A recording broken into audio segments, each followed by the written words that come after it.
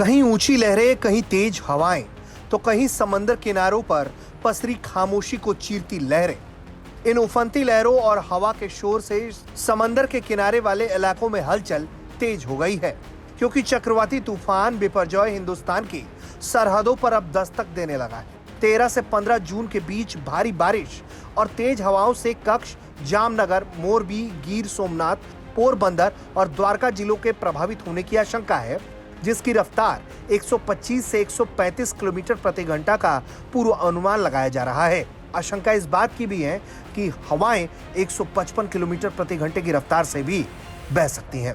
सबसे पहला पॉइंट वो कौन सा होगा जहां वो हिट करने वाला है, और जिस वक्त हिट करेगा उस वक्त क्या स्पीड होगी, अभी किस स्पीड से आगे बढ़े? ऐसे पॉइंट तो बताया नहीं जाता है, लेकिन लगभग जो अभी अनुमान है कि जखाऊ पोर्ट जो है उसी के पास ही वो अपना लैंडफॉल करने वाला है। और उस टाइम उसका जो गति होगी 125 से 135 किलोमीटर पर आवर, और कभी कभी झोंकों के साथ 150 किलोमीटर पर आवर भी हो सकता है। सर अभी किस स्पीड से आगे बढ़ रहा है?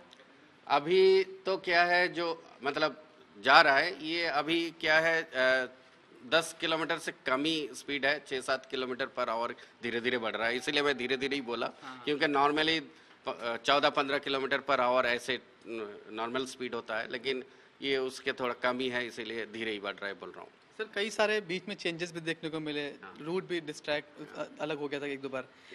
मेरा ये पूछना है कि जिस तरह का शुरुआत में दिखाई पड़ रहा था कि इतना खतरनाक हो सकता है, इतनी स्पीड से हिट कर सकता है, उस स्थिति में कितना बदलाव आया है? क्या उससे ज़्यादा खतरनाक हो गया है या कमज़ोर पड़ गया है? अभी उसकी स्थिति क्या लग रही है? जब पहुंचेगा तब किस स्थिति में होगा?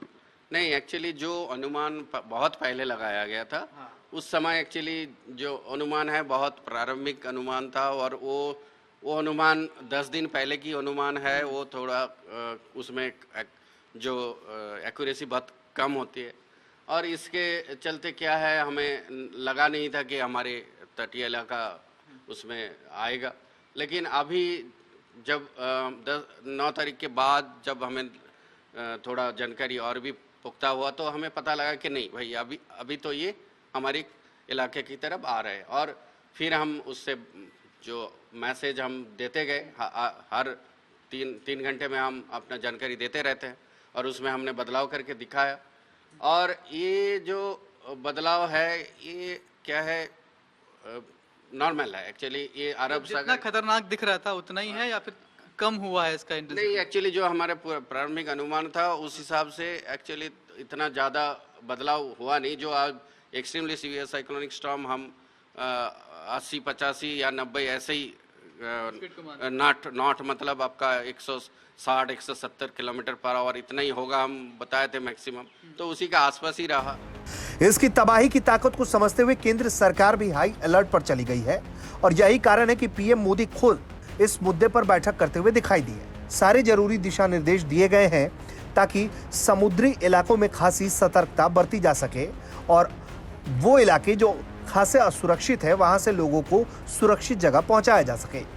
केंद्र शासित प्रदेश दमन में कोस्ट गार्ड के जवानों ने मॉक ड्रिल भी की है, जिसके जरिए तूफान से निपटने की तैयारियों को परखा गया।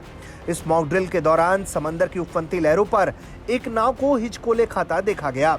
फिर कोस्ट गार्ड के जवान हेलीकॉप्टर के जरिए उस हिचकोले खाते नाव की तरफ बढ़ते हुए दिखे। फिर हेलीकॉप्टर से रस्सी फेंककर नाव में सवार लोगों को बचाया गया। यानी कि तैयारी एक तरह से देखी जाए तो बिपरजॉय के आने से पहले पूरी करने की कोशिश है। इसी तरह गुजरात में एनडीआरएफ, एसडीआरएफ के जवानों की टीमों को समंदर किनारे वाले इलाकों में तैनात कर दिया गया है। वहीं मुंबई और उड़ीसा के भी तटों पर हाई अलर्ट की बात कही गई है। मतलब समंदर किनारे अब गश्त बढ़ा दी गई है ताकि कोई समंदर में ना जा सके, और ये जो आने वाली तबाही है उससे ज्यादा से ज्यादा लोगों को सुरक्षित रखा जा सके। ब्यूरो रिपोर्ट, भारत तक।